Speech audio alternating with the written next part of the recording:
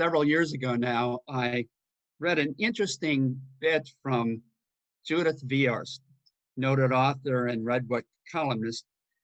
After she had blown out the candle on her birthday cake, her 8-year-old son asked, Mommy, what was the birthday that allowed you to drive? And she said, well, my 17th. He said, well, what was the birthday that allowed you to vote? And she said, my 21st. And then he said, what was the birthday that allowed you to drink? And she said, my 18th. And then he followed up with a momentous question. He said, what birthday made you all grown up? And she laughed, and she realized that she wasn't all grown up. She realized there were many areas in her life where she still needed to grow up, that there was room for maturity. And of course, none of us is all grown up, as comes out in our reading this morning by Rabbi Kahn. And of course, Unitarian Universalism realizes this. We enshrine this in the fact that we are to help each other in our spiritual growth and help each other in a free and responsible search for truth and meaning. And this emphasis goes way back in our history, I think particularly of the transcendentalists in the 19th century, such as Margaret Fuller, Ralph Waldo Emerson, and James Freeman Clarke. And my favorite is James Freeman Clarke. He published a book called Self-Culture about human development in the areas of physical strength and intellect and moral development and spiritual development, and including many, many topics, from what sort of exercise you might do to how you handle your money and so forth. But it was a self-help book that went through 23 editions. He lived from 1810 to 1888 and served the Church of the Disciples in Boston, I think, for 48 years. But he was encouraged in his view on self-culture by his close friend and distant cousin, Margaret Fuller, whose object in life, she said, was to grow. And he said that every year she lived, she added depth to her thought and her largeness of comprehension and soul. And he saw a positive change in her personality over time, from being egoistic and disdainful to being modest, sympathetic, and kind to everyone. And throughout her whole life, she was going forward. And that's what I endeavor to do too, as a Unitarian Universalist. Of course, I'm helped in my understanding by so many theorists over the years. Abraham Maslow, the humanist psychologist, and his ideas of self-actualization, and Carl Gustav Jung, and Erik Erikson, and James Fowler, and Lawrence Kohlberg, and Carol Pearson have filled my mind overflowing about theories about human development towards maturity. But I'm not going to share all their theories with you this morning. I'm going to share with you the Paul Johnson theory, what I've distilled from this in terms of areas that I'm working on in my own life about increased maturity. And there are 4 categories. First of all, achieving a realistic perspective on change. Secondly, developing empathic understanding. Thirdly, minimizing and mobilizing worry. 4, commitment to a cause beyond self. In terms of change, there's a tendency, I think, that I have, that many people have, that's sort of inbred in us. When things are going well, when we're on top of the world, we expect that it's going to continue that way, that's the way everything is going to be.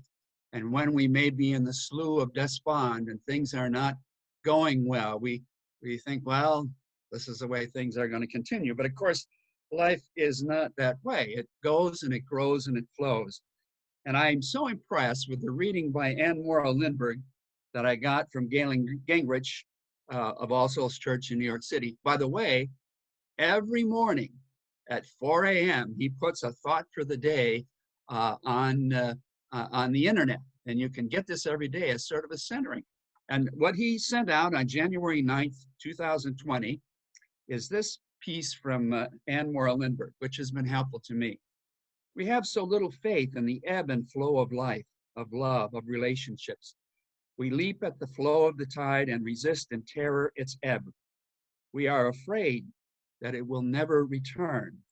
We insist on permanency, on duration, on continuity, when the only continuity possible in life, as in love, and as in growth, in fluidity and intermittency, an impossible lesson for human beings to learn. How can one learn to live through the ebb tides of one existence? How can one learn to take the trough of the wave? Perhaps this is the most important thing, simply the memory that each cycle of the tide is valid. Each cycle of the wave is valid. One must accept the security of ebb and flow, of intermittency, dealing with the intermittency of life and going forward is an aspect of maturity I'm still dealing with.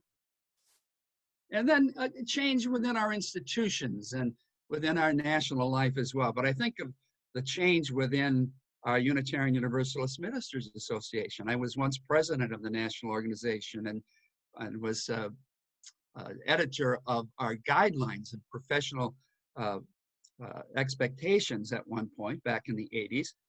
And they have been changed pretty dramatically by the membership just recently at a pre-GA meeting. And I am unhappy with that change. They don't allow enough, I think, of due process, and the executive committee of the UUMA has interpreted our guidelines in ways that I am unhappy with, but yet I expressed my opinion and I lost.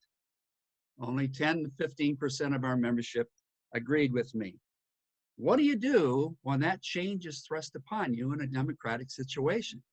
I think a mature point of view is, well, I'm still committed to the overall goals of the organization. I still want to continue as a good officer in my chapter, and I'm going to have to learn to live with them and abide by them in my work in the best possible way.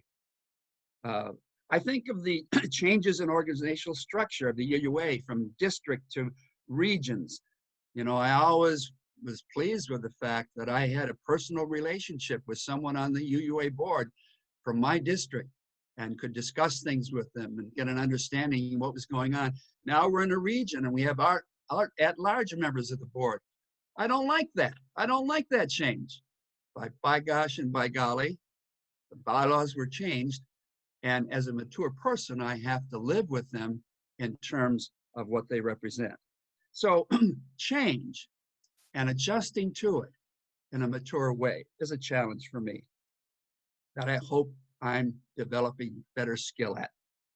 And then in terms of empathic understanding, the other thing I mentioned, it was so brought up in our story for ages earlier service, increased ability to listen with full attention.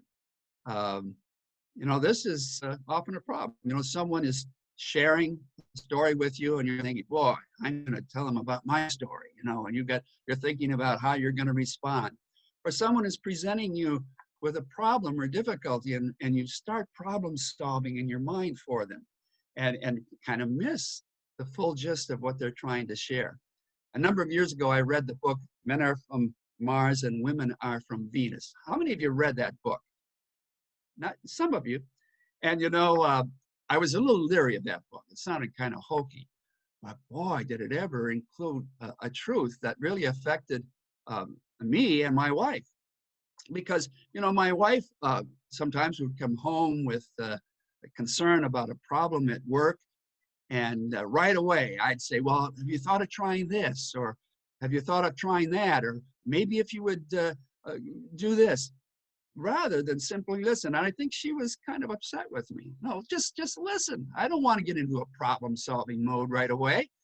And of course, he said, no, men, when they have a bad day at work, they don't want to even discuss it. They go into their man cave and then the woman in their life says, well, why don't you share with me? Well, a man has to process it before being able to talk about it. Now, it's always dangerous in our day and age to make rigid gender differentiations, and maybe the role is different from men to women. But these are two different ways, of course, that people relate in this world.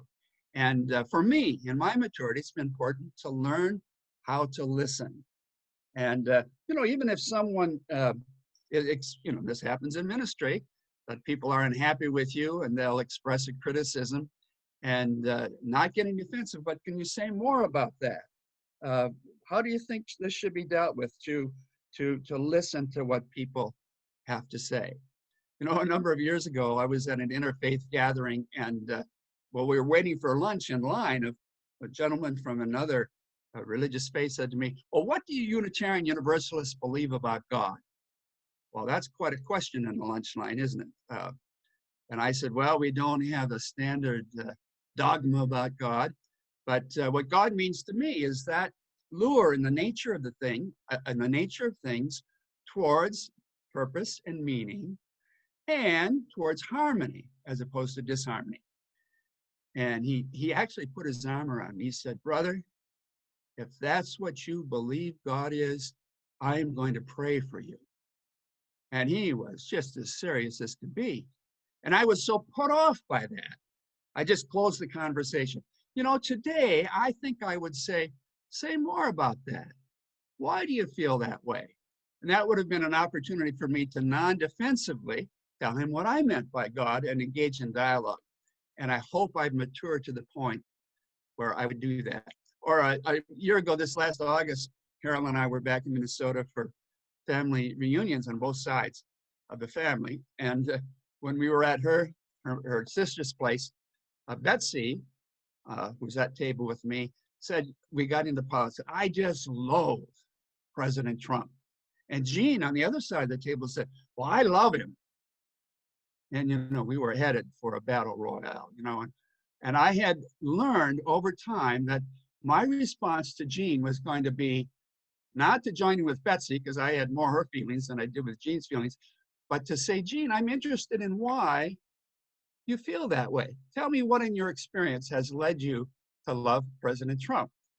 But, you know, I didn't even dare do that because I'm afraid we're going to get into a fight. And so I said, look out the window, see how the kids are playing with that all-terrain vehicle out there, and got off the subject.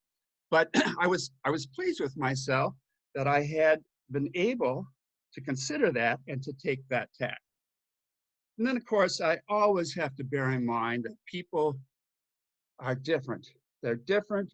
They have different ways of looking at things, different motives, different drives, different purposes, and that should engage my empathic understanding.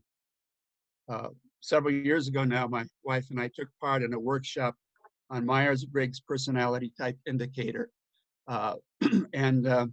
You know, we taken the pencil paper test, and we were putting certain categories on this indicator relating to a continuums between extroversion and introversion, sensing and intuiting, thinking and feeling, judging and perceiving. Judgers want to come to a conclusion on a matter relatively quickly. Perceivers, they want to keep things open to gather more information, a basic human difference. And I remember the trainer got us into two groups. She said, I want all you judgers to sit over here, and I want all you perceivers to sit over here. And then she said, how many of you judgers keep lists of things to do? Almost everyone raised their hand. I was keeping rather assiduous lists at the time, and so I felt very comfortable. And then she said to the perceivers, how many of you keep lists of things to do? Very few people raised their hands. And I could not believe it. I said, people living in the 20th century in the area of Washington, D.C., who do not keep a list that organizes their life. I can't believe it. But you know, that's a big human difference, isn't it? The perceivers, they were going to hold off judgment about what the weekend had in store for them. Something better might come up. But these basic human differences, I think, are something we should keep in mind, particularly in church work, in understanding other people. And then it's been very helpful for me in terms of empathy to treat others as I want to be treated. I don't like it when people raise their voice and speak rudely to me. And it makes me feel uncomfortable. It makes me feel demeaned. And So I really want to avoid that, but I still have a way to go. This last week, I was at my bank and I had gotten a $2.07 check from my credit card. For some reason, I had that balance and they sent it to me, and I couldn't, put it in my account online. So I brought it in and said to the teller, "Can you handle this for me? Put it into my account or give me cash." She said, "No, I can't. There's something wrong with it. It's not properly registered." And I said, "Well, what can I do?" And she said, "Well, you have to talk to one of the bankers." And it was like 2 minutes to 10. She said, "Now they've got appointments at 10 o'clock, so you'll have to wait." And I said, "You mean?" And I blew up. "I'm going to have to wait, a half an hour to negotiate a $2.07 check. This is just ridiculous. What are you talking about?" And she said, "Well, this is not my policy, sir." And I had to apologize profusely. Of course, it was not her policy. But my anger had made me forget my usual modus operandi, which is to try assertiveness. I could have said, "Well, can I give you the check? And then you present it to the banker later on and have them check on it and square it away so I don't have to wait a half an hour to come back." I didn't even think of that. Or could you, before she takes on the next appointment, just call them or get their attention to get this taken care of? But my anger clouded my reason and my assertiveness, which I've got to work on. I've got to work on that. Now, I appreciate it when people use the principle of nonviolent communication when they're dealing with me, from Marshall Rosenberg. In other words, to say, rather than coming out with blanket statements of blame or characterizing me, they'll say, "When you do such and such, I feel such and such because I need such and such. In the future, would you consider this course of action?" And try to match up our needs rather than using blame and using chastising. That has been such an important thing to me. And my goal in maturity is to use it more and more and more. Then finally, I want to come to the minimizing worry. My favorite Stoic philosopher, Epictetus, made as one of the central points of his teaching. He had many good points, and I've read his work. But what comes out again and again is that we should not be concerned about things that are not in our power. It is a useless dissipation of energy. And he comes to this again and again and again. I think of Unitarian Thomas Jefferson wrote in a letter to John Adams when they had mended their relationship. He said, "How much pain have cost us the evils which have never happened." And Ralph Waldo Emerson once wrote, "Some of your hurts you have cured, and the sharpest you still have survived, but what torments of grief you endured from evils which never arrived." And Mark Twain, who was not a Unitarian or Universalist in name, though I think he would qualify in some respects, said, "I suffered from a lot of things in my life, and most of them never happened." What is this worry that causes us health problems and causes us sleepless nights, but really has no effect whatsoever on the outcome of the issue that's concerning us?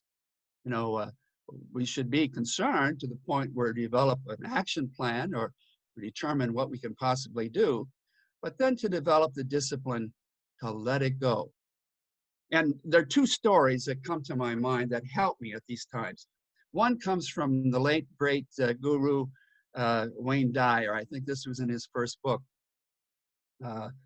where he tells a story about a patient who had been advised to go to a resort for a weekend to get away from his troubles and center his attention on some other things. And so the first morning that he was there with his family, he went in to take a sauna and a shower before he started the day of activities. And in the sauna was a fellow who was rehearsing all of his worries about what was befalling the country and befalling him. And, paramount among them was the imminent crash of the stock market. Well, the fellow was feeling sucked into these worries, so he got out of there. And he enjoyed a game of touch football with some young people, and he enjoyed playing tennis with his wife. And then, delightfully exhausted, he came back for a sauna, and there was that fella still in the sauna, stewing about his worries. And during the time that he was stewing, his patient here, his client, had been actively engaged and exuberant about his experience.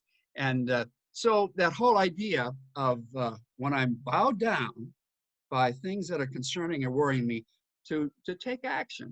And even on those rare occasions where a sleepless night is haunting me, to not completely give myself up to that, running of the tape again and again about what I'm worried about, to get up and do something else and not to fall victim to that. And the second thing that I think about is a Buddhist parable that maybe you've heard, where a Buddhist monk is being chased by a tiger. And the only way he can escape imminent demise is to go over a cliff and grab on to a vine, which he does. So he's saved for a moment. And then he looks beneath, and there's a bear waiting beneath him. And then he looks a little more closely at the vine, and he sees a mouse gnawing at the vine. My goodness. And then he sees a luscious strawberry just within his reach. And he takes the strawberry and he eats it, and he says, "How delicious, how delicious."